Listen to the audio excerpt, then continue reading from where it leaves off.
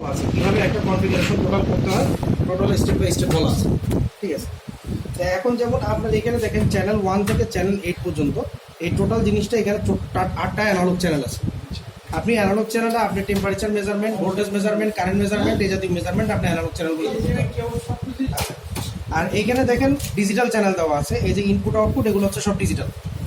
এই digital input output আপনার 8টা digital input output আচ্ছা, আপনি 8টা ডিজিটাল যেটা ইনপুট সেটাকেই আবার আপনি কনফিগারেশনের সময় আউটপুট করে দিলে সেটা আউটপুট হিসেবে ইউজ হবে। আচ্ছা, আর এখানে দুটো রিলে দেওয়া আছে, রিলে ফাংশন। ঠিক আছে, আপনি প্রতিটা ফাংশনই ইউজ করতে পারবেন। আর এটার পাওয়ার সাপ্লাইটা অ্যাকচুয়ালি পোর্টেবল। এখানে আপনি ওখানে আমরা একটা ফিউজ সহ একটা পাওয়ার সাপ্লাই দিয়ে দিছি।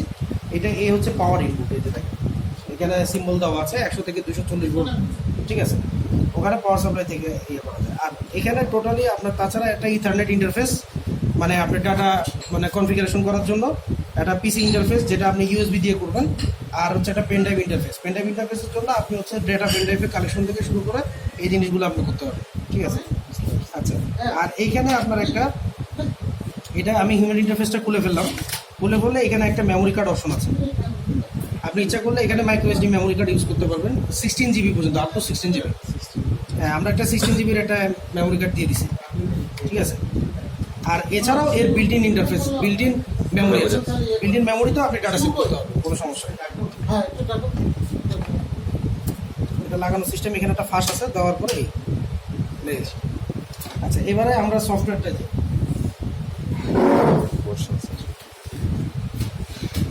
টাটা লগারের সফটওয়্যার হচ্ছে এটা। সফটওয়্যারের সাথে একে যদি কানেক্ট করতে হয়, আমরা একটা ইউএসবি কেবল জাস্ট আপনি এর সাথে কানেক্ট করবেন। আপনি যখনই যে কোনো কম্পিউটারে ইনস্টল করবেন তখন অটোমেটিক্যালি সেই ড্রাইভার সব কিছু রিড করে নেবে। ঠিক আছে, আর যদি এক্সপি হয় সেক্ষেত্রে আপনাকে নিজেকে একটু চিনাই দিতে হবে উইন্ডোজ এক্সপি হলে। ঠিক আছে, এটা 7 এইচপিটা এখন একদমই ব্যবহার হয় না। আচ্ছা, এখানে দেখেন আপনি ওপেনিং করার সাথে সাথে 4টা উইন্ডো আসবে। ফার্স্টলি আপনাকে যে কাজটা করতে হয় এটা হচ্ছে কনফিগারেশন করা। তো আমরা যদি একটা কনফিগারেশনে যাই, রিড কনফিগারেশন মিনস হচ্ছে অলরেডি এই ডাটা লগারে যে কনফিগারেশন সেট আপ করা আছে সেই সেট আপটা। আর নিউ কনফিগারেশন আপনি যদি নতুন কোনো কনফিগারেশন করতে চান। আর ওপেন কনফিগারেশন যদি আপনার কাছে যদি পুরনো কোনো কনফিগারেশন ফাইল সেভ করা থাকে, সেই কনফিগারেশন ফাইলটা আপলোড করার জন্য হচ্ছে ওপেন কনফিগারেশন। এখন আমি মনে করেন যে রিড কনফিগারেশন যদি দিই, ফর এক্সাম্পল আমরা এখানে একটা কমিউনিকেশন পোর্ট পাইছি, কমিউনিকেশন পোর্ট 8 নাম্বার 8। ঠিক আছে, আমরা যার ম্যানেজমেন্ট থেকে আপনি দেখে নিতে পারবেন যে কত নাম্বার পোর্ট এটা কানেক্টেড আছে। ঠিক আছে, আপনি কানেক্ট দিলেন, দেওয়ার সাথে সাথে ও কনফিগারেশনটা নেওয়া শুরু করবে এখান থেকে। এখন আমি এখানে একটা ছোট একটা প্রোগ্রাম করছি, খুব মাইনর একটা প্রোগ্রাম। আমার এখানে একটা টেম্পারেচার সেন্সর আছে। আমি অ্যানালগ চ্যানেল নাম্বার 1 এখানে আমি টেম্পারেচার সেন্সরটা কানেক্ট করছি। এবং আপনি এই থার্মোকপলটা হচ্ছে কে টাইপ থার্মোকপল, পিটি 100 থার্মোকপল হলে কোন কোড ইউজ করতে হবে এটা ম্যানুয়ালে বলা আছে। আর যদি normal K type, P type, মানে এই টাইপের থার্মোকপল হয় তাহলে এই দুটো পোর্ট ইউজ করতে হবে কানেকশন। আর এটা হচ্ছে নাম্বার 2 তে আমি একটা ব্যাটারি কানেক্ট করছি।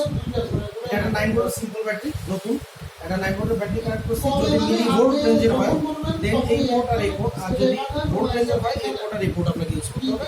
এগুলো একদম স্পষ্ট ম্যানুয়ালে বলা আছে ক্লিয়ারলি। আচ্ছা, এরপরে আমি যেটা করছি এখানে আমি একটা ওপেন সোর্স রাখছি যেটা হচ্ছে ডিজিটাল ইনপুটের সাথে যুক্ত। দেখেন input minus, input 0 plus. Input minus সবার জন্যই কমন। ইনপুট 0 প্লাস 2 3 4 5 দেখছেন, আপনি এটার সাথে যে কোনো একটা মাইনাস প্যারালাল করে দিলে এটা হয়ে যাবে। আমি এটার সাথে মাইনাস দিই, এটার সাথে ইনপুট 1 এর সাথে আমি যুক্ত করছি। এটা ওপেন সোর্স, এটা কোনো কানেক্ট নেই।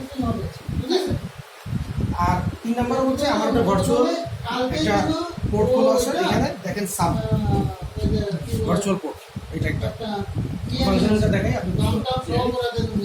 এটা হচ্ছে আমার জেনারেল কনফিগারেশন যেটা এখান থেকে আমি ডাউনলোড করছি। এখন আমার এখানে ইকুইপমেন্ট ট্যাগ নাম্বার আমি দিয়ে রাখছি অলরেডি এমইচুয়েট। ঠিক আছে, আপনাদের নামে এখানে পিসি গাইড ডেট টাইম আপনার অ্যাজ পার যা এক্সেস লেভেলটা আপনি সবসময় এইচএমআই কনফিগারেশন আর ওভারঅল রিডিং লেভেলে রাখবেন। তাহলে হবে কি, যদি নো এইচএমআই অ্যাক্সেস দেন দেন আপনি এখানে কোনো অ্যাক্সেস পাবেন না। এই জন্য এখানে যাতে আপনি অ্যাক্সেসটা পান এই জন্য আপনাকে এই ওভারঅল রিডিংটা আপনার সিলেক্ট করে রাখতে হবে। আমরা নেক্সটে চলে গেলাম। RS485 ইন্টারফেস, এখানে ভিতরে একটা RS485 ইন্টারফেস আছে।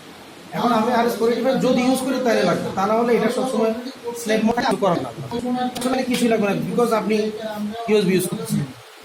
ইথারনেট ইন্টারফেস আমার ডিসেবল করা আছে, কারণ আমার এখানে কোনো ইথারনেট আমি কানেক্ট করিনি। আচ্ছা, এখানে আসেন অ্যানালগ চ্যানেলগুলো, চ্যানেল 1, চ্যানেল 2, চ্যানেল 3, চ্যানেল 4 থেকে এরকম 8টা চ্যানেল দেওয়া আছে। ফর এক্সাম্পল আপনি দেখেন দুটো চ্যানেল এখানে অ্যাক্টিভেটেড আছে, চ্যানেল 1, চ্যানেল 2।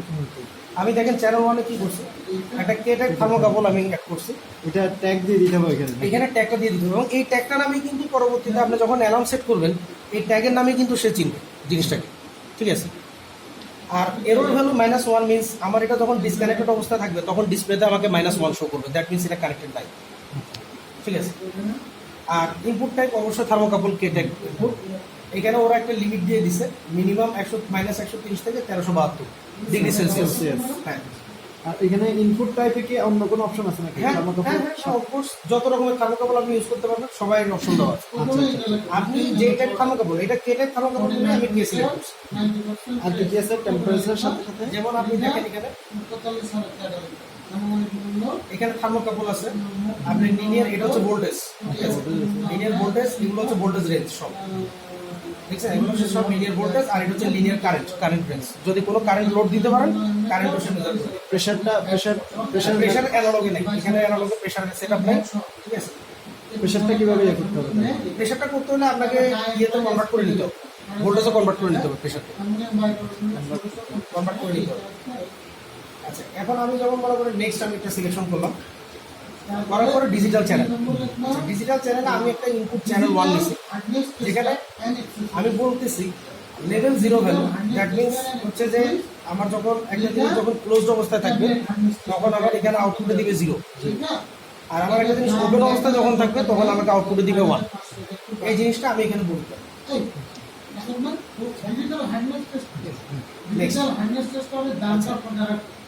আর যেহেতু আপনি RS-485 ইন্টারফেস কানেক্ট না করলে রিমোট কন্ট্রোলিং যেটা হয় সেটা আপনি অ্যাড করতে পারবেন না, ঠিক আছে।